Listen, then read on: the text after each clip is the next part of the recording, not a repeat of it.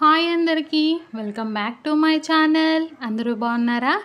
ఈరోజు మన రెసిపీ వచ్చేసి చికెన్ మంచూరియా చేయబోతున్నాను. చికెన్ మంచూరియా నాకు చాలా ఇష్టం, కానీ కొంచెం బయట ఎక్కువ రేటు ఎక్కువ ఉంటుందని చెప్పేసి ఎక్కువ తినను నేను.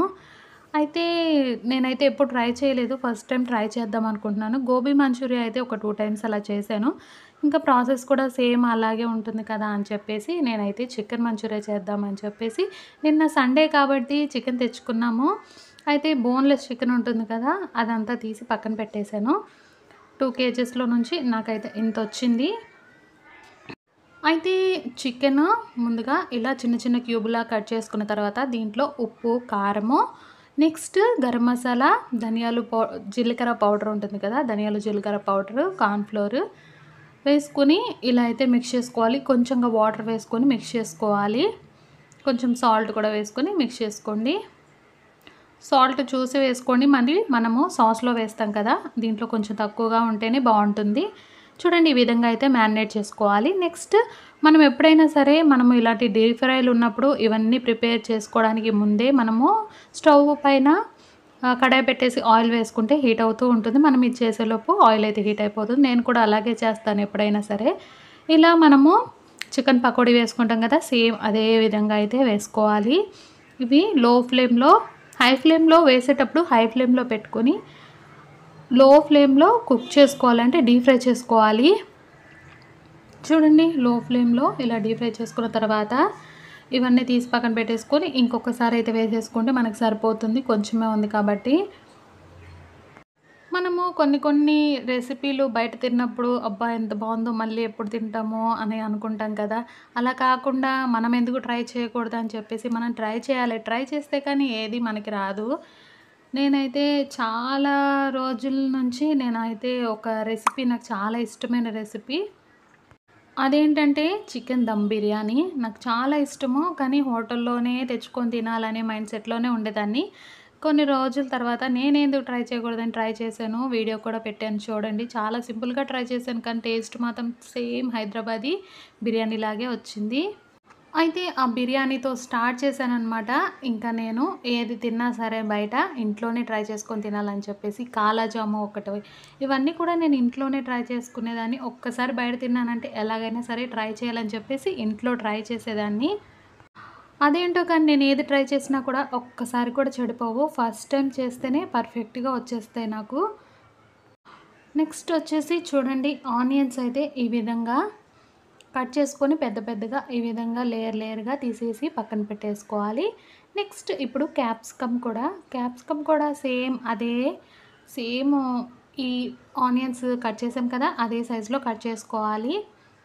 ఇవి కొంచెం పెద్దగా అయ్యాయి, ఇంకా చిన్నగా ఈ విధంగా అయితే కట్ చేసుకోవాలి. నేనైతే ఈ వీడియోలో కనిపిస్తూ వీడియో చేయాలంటే నాకు వీడియో తీసేవాళ్ళు ఎవరు లేరు.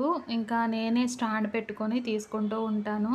అది కాక పిల్లల్ని రెడీ చేసి పంపించి వాళ్ళకి లంచ్ ప్రిపేర్ చేయాలి కదా, చాలా టైం పడుతుంది. ఇప్పుడు రెడీ అవి ఇవి వంటలు ఇవన్నీ పెట్టుకోవాలంటే చాలా టైం పడుతుంది. అందుకనే నేను ఓన్లీ ఇక్కడ వండేది మాత్రమే చూపిస్తూ ఉంటాను. నెక్స్ట్ క్యాప్సికమ్ కట్ చేసిన తర్వాత ఇలా పచ్చిమిర్చి కూడా చిన్నగా కట్ చేసుకొని ఇంకొక కడాయి అయితే తీసుకొని స్టవ్ పైన పెట్టేసుకొని ఆయిల్ అయితే వేసుకోవాలి. నేను ఇవి డీప్ ఫ్రై చేసిన ఆయిల్ ఉంది కదా, అది కొంచెం వేడిగానే ఉంది, అదే వేసేసాను. దీంట్లోకి చాప్ చేసి పెట్టుకున్న వెల్లుల్లి అయితే వేసుకోవాలి.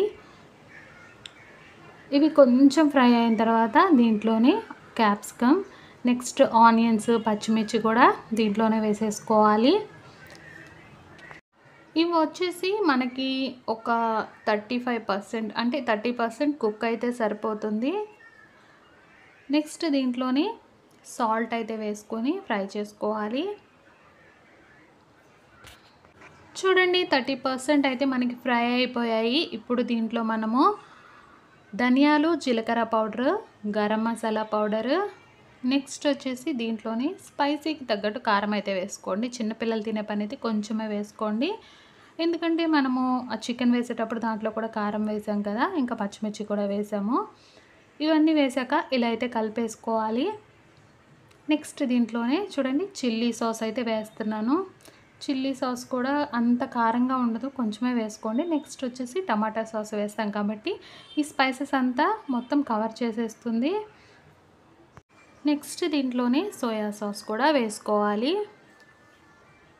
ఇవి వచ్చేసి డీమార్ట్‌లో దొరుకుతాయండి. నెక్స్ట్ దీంట్లోనే కొంచెం వెనిగర్ కూడా వేసేసుకొని బాగా మిక్స్ చేసుకోవాలి. నెక్స్ట్ ఇవి కాస్త ఫ్రై అయిన తర్వాత దీంట్లో ఒక్క స్పూన్ కార్న్‌ఫ్లోర్ అయితే తీసుకొని దాంట్లో వాటర్ వేసేసుకొని గడ్డలు లేకుండా కలిపేసి దీంట్లో పోసేయాలి.